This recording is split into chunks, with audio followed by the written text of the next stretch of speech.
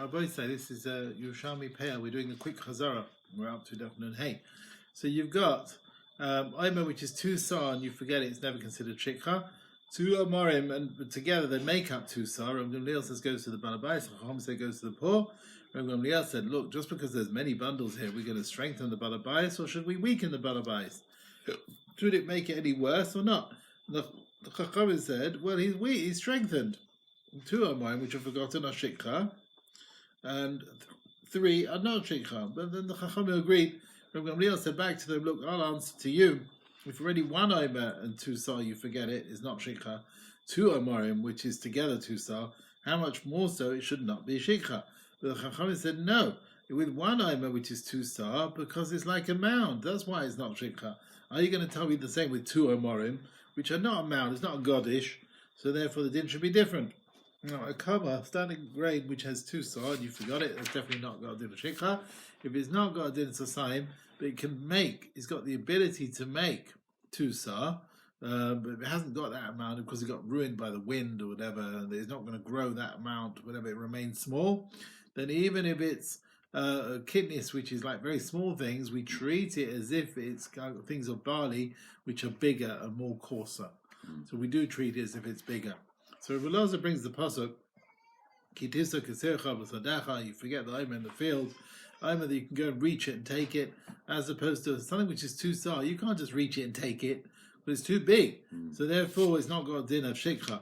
Someone has said shachta omer, not a godish.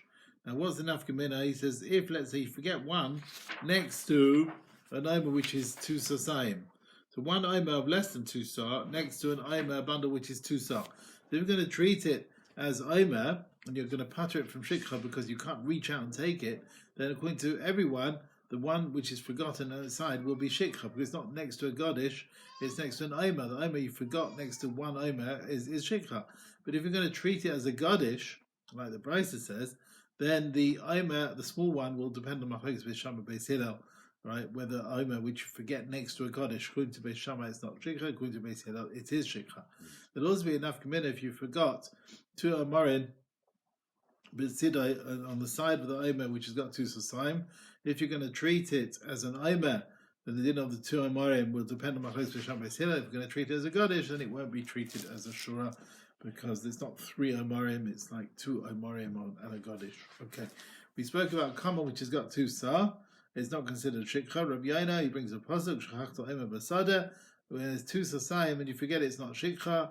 Kama, which has got sasayim and you forget it, it's not shikha. Okay, but we said if it sort of swells up, if it was fitting to make 2 sar, even though it was a bit, we treat it as if it was barley. So these are like shibalin, which were forgotten, and if they were, like, say, very short, we treat them as if they're longer. If they were hit by the eastern wind, and that's why they were small, we treat it as if they were bigger. Okay, halacha vav. A comma which is not forgotten saves an omer which was next to it, and also another comma which you forgot from becoming shikha. An omer which was forgotten, an omer which was not forgotten, so 1 ear of corn, 1 ear of grain, which was not forgotten, is not going to save the omer next to it. It's not going to save standing grain next to it from becoming shikha. What is the comma, the standing grain, which saves an omer if it's not shikha? Even 1 kelach, one stalk, that can save it. Okay. If you have 1 sar of produce which has been uprooted and 1 sar which is not uprooted, and you forgot them, and also with a tree, and also the garlic and the onions and so on, they're not joining up for 2 sar which putters from shikha. There's din shikha on them. Rabbi Yossi says if the ani has a right, if there's money of the ani involved between the mechuba one and the talush one, let's say there's some leket in between, then they don't join up. But if not, then they do join up. So Rabbi comes along, he brings a pasuk shachachta omer b'sadeh of sadeh, omer which is around, which is produce which has been cut next to it, and not omer which has got standing grain next to it, because that will save it from becoming shikha, right?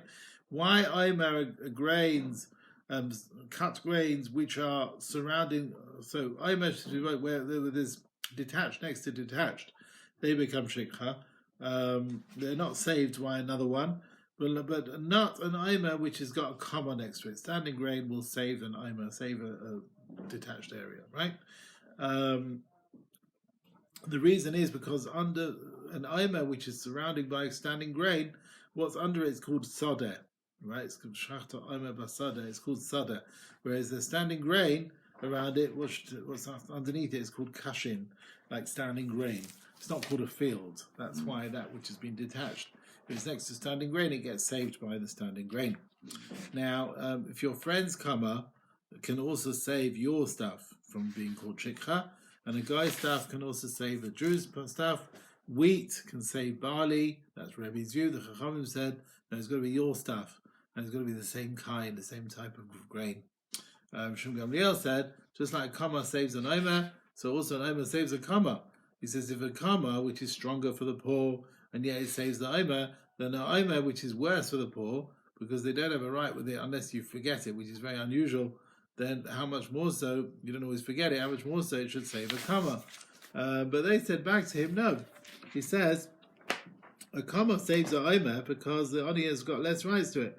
But why should an omer save a kama? Why should the detached stuff save the standing grain, which is stronger over the oni? He's got schus in leket, schus in peah, so he's got more rights to it, so it's not going to be saved. And what do we do see? That you can save an omer from an omer, but you can't save a kama. A comma that's forgotten can't be saved by another comma, right? So they're arguing in these situations on our Mishnah. Our Mishnah said an omer can't save even another omer, but a comma can save a comma. So they seem to be saying not like our Mishnah. Okay. Now we said sar tzvua and one sar which is uprooted, one sar which is not uprooted, they don't join up for sasayim. But if they were both uprooted, right? And then they would join up for two sar to exempt from shikha, and they would go to the balabais.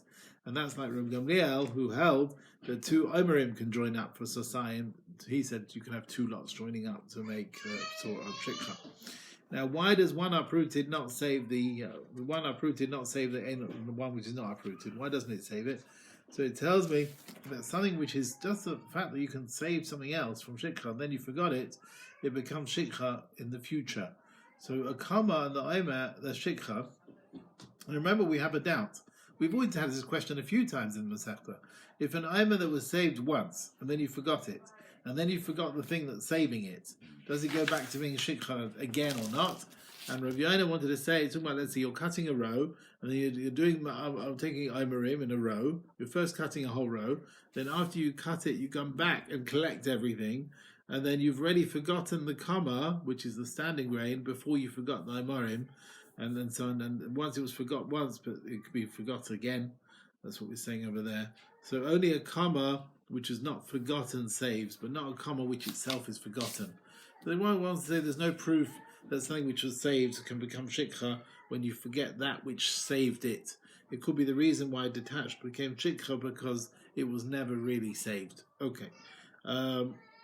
Please see the shurim in greater depth regarding this. Now, we said if you've got two mouths, if the poor man has got a right to it in the middle, he's got leket and shikha, then it divides them up. Does he mean a sar talosh and a sar mechuba, joining up basically until there's money of the poor in between, or even if it's fitting that there should be money of the poor in between? So the Gemara brings a raya. Tua and Kerem have leket and peret. Now Kerem, there's no peret straight away. You're not going to find peret at the beginning of the harvesting. And yeah, he says the poor man has a right in between. You have to tell me that even if it's fitting that there's going to be something for the poor in between, that's considered enough to break them up.